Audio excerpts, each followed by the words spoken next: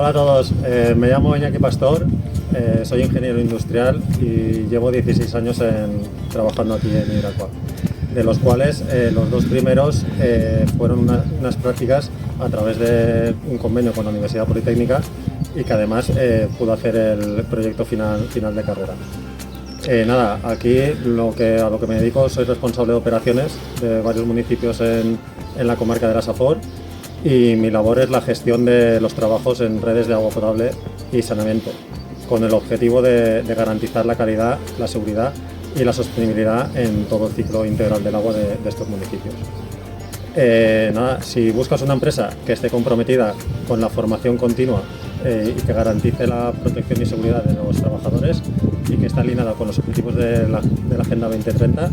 esta es tu empresa. Te esperamos en la próxima Feria del Empleo.